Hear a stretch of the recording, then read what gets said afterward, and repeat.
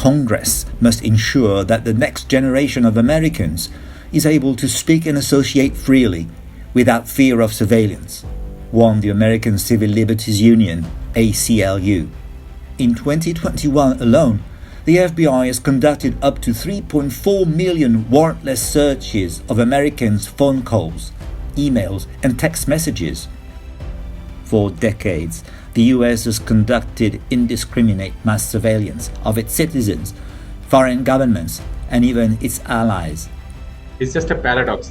In fact, it's not just in 2013 that we first got to know that the NSA was running this sweeping espionage program on Americans also.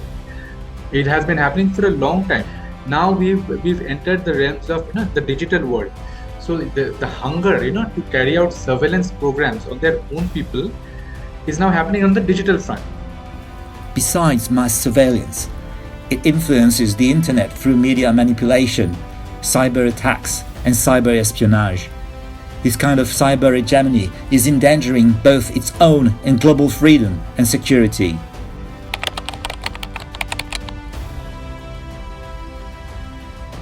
We believe this activity represents the most extensive case of covert pro-Western influence operations on social media to be reviewed. This is what Stanford Internet Observatory claims on its webpage in its August report titled Unheard Voice, evaluating 5 years of pro-Western covert influence operations. The deceptive tactics that the US used to promote pro-Western narratives were fully exposed. The tactics involve using an AI-generated photo as a profile picture, disguising as independent news organizations, copying and pasting the same content, and creating trending hashtags to generate a discussion. This media manipulation does not happen in a very random way, and it did not happen overnight.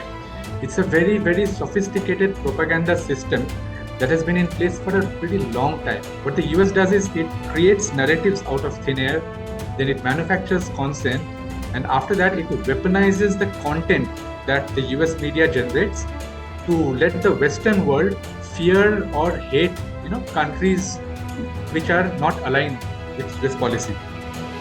So this is how the propaganda machine works. Such an intentional distortion of public opinion breaches people's right to know the truth. Online content manipulation and brainwashing are just different approaches to undermine freedom.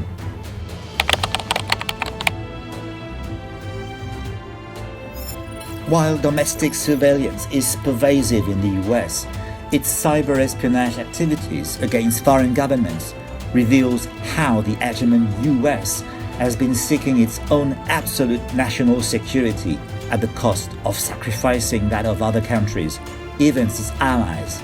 You must have heard of the PRISM program. In 2013, Edward Snowden revealed that Washington has been spying on the email and cell phone communications of as many as 35 world leaders. After Snowden's disclosure, the US did nearly nothing to stop its mass espionage activities. According to Danish state broadcaster DR, the NSA has used a partnership with Denmark's Foreign Intelligence Unit to spy on senior officials in Sweden, Norway, France, and Germany, including then German Chancellor Angela Merkel. French President Emmanuel Macron said in May 2021 that this is unacceptable between allies, even less between allies and European partners. It is absolutely atrocious, isn't it? That the NSA tied up with Denmark's secret service and carried out these surveillance programs on world leaders. This is absolutely atrocious.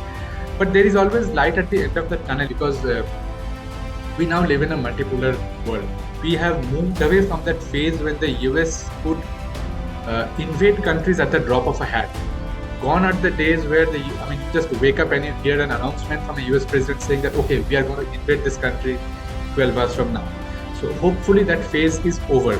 I was the CIA director. We lied, we cheated, we stole.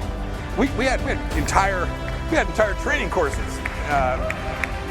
Today's US is just like what former US Secretary of State and CIA Director Mike Pompeo confessed in a speech.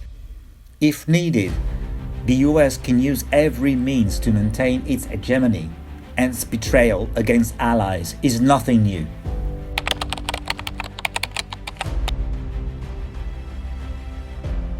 A pro-war America is not only zealous about launching wars overseas.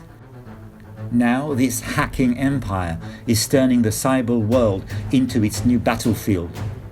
According to China's National Computer Virus Emergency Response Center, the CVERC, the US National Security Agency, the NSA, conducted over 10,000 cyber attacks against China in recent years. More than 140 gigabytes of high-value data were stolen. 41 types of cyber weapons, including Trojans, BVP-47, suction char, were used by the NSA-affiliated Tailored Access Operations (TAO) office in the cyber attacks against China's Northwestern Polytechnical University, the NPU. Springboard IPs used by TAO to attack NPU are from nearly 20 countries. It's a very, very serious thing, because what these attacks have shown is that the US intelligence community can carry out attacks anywhere. Any universities, research institutions, government departments, defense offices, in any country which has spine, just stood up against American imperialism, they are at risk. And in fact, these are also not one-off attacks, the attacks carried out by the NSA. The entire US intelligence community itself has been doing this for years. According to a report released by the Pangu Laboratory, the BVP-47 has been deployed to hit targets in 45 countries and regions around the world over a time span of more than 10 years. 64 systems in China were hacked by the BVP-47, followed by 32 systems in Japan, 30 in the Republic of Korea, and 16 in Germany. The US has been using offensive cyber operations as a unilateral deterrent to flex its cyber muscles. Just like American cryptographer Bruce Snyder once said, amateurs hack systems, professionals hack people. Manipulating media, cyber attacks, and cyber espionage are all means of manipulating people's mind, which gravely undermines freedom and human rights. Long gone are the days when a single country could decide the fate of other countries and their people. This is even true in the virtual world. The hacking empire is doomed to fall and fail.